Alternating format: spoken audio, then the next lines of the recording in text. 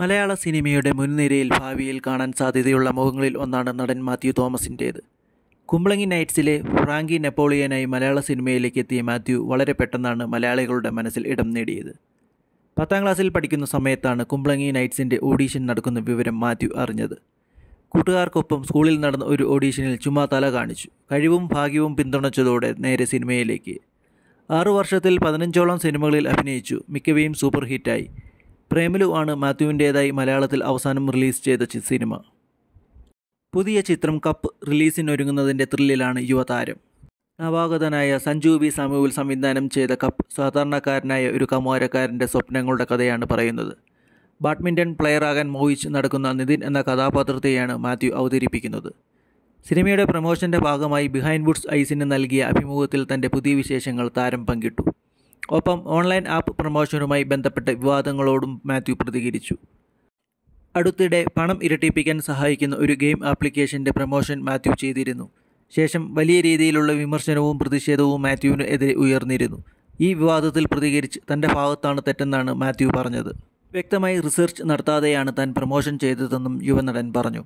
Online app promote ചെയ്ത വിഷയത്തിൽ എൻ്റെ ഭാഗത്താണ് തെറ്റ്. കാരണം ഞാൻ അതിനെക്കുറിച്ച് പ്രോപ്പർ റിസർച്ച് ചെയ്തിരുന്നില്ല.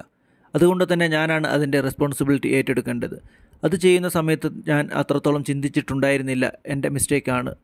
ഇനി അത് കറക്റ്റ് ചെയ്യണമെന്നാണ് 21-കാരനായ മാത്യു പറഞ്ഞത്. പിന്നീട് അവതാരക മാത്യുവിനെക്കുറിച്ച് അറിയുന്നതിൻ്റെ ഭാഗമായി ആളുകൾ ഗൂഗിളിൽ ഏറ്റവും കൂടുതൽ തിരഞ്ഞ ചോദ്യങ്ങളാണ് നടനോട് ചോദിച്ചത്. പൊതുവെ സെലിബ്രിറ്റികളോട് സ്വകാര്യ ജീവിതത്തിലെ വിവരങ്ങൾ അറിയാൻ ആരാധകർ ആശ്രയിക്കുന്നത് ഗൂഗിളിനെയാണ്. അടുത്തിടെ മാത്യുവുമായി ബന്ധപ്പെട്ട് 2 അപകടങ്ങൾ നടന്നിരുന്നു. അതേക്കുറിച്ചും ആളുകൾ ഗൂഗിളിൽ തിരഞ്ഞിട്ടുണ്ട്. ഒന്ന് തൻ്റെ കുടുംബം വാഹനത്തിൽ സഞ്ചരിച്ചപ്പോഴുണ്ടായ അപകടമാണെന്നും മറ്റൊന്ന് തനിക്കും അർജുൻ അശോകൻ അടക്കമുള്ളവർക്ക് സിനിമ ഷൂട്ടിങ്ങിനിടെ സംഭവിച്ച അപകടമാണെന്നും മാത്യു വ്യക്തമാക്കി. ആർക്കും സാരമായി ഒന്നും സംഭവിച്ചില്ലെന്നും കുടുംബാംഗങ്ങൾ അടക്കം എല്ലാവരും ബെറ്ററായി വരികയാണെന്നും മാത്യു പറയുന്നു. അടുത്തതായി ആളുകൾ ഏറ്റവും കൂടുതൽ സെർച്ച് ചെയ്തത് നടന് ഭാര്യയുണ്ടോ എന്നതാണ്. ആ ചോദ്യം തന്നെ മാത്യുവിന് അമ്പരിപ്പ് സമ്മാനിച്ചു.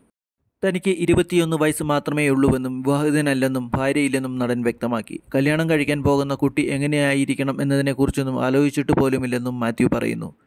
പിന്നീട് യുവനടൻ നസ്ലീൻ ഗഫൂറുമായുള്ള സൗഹൃദത്തെക്കുറിച്ചാണ് മാത്യു സംസാരിച്ചത്.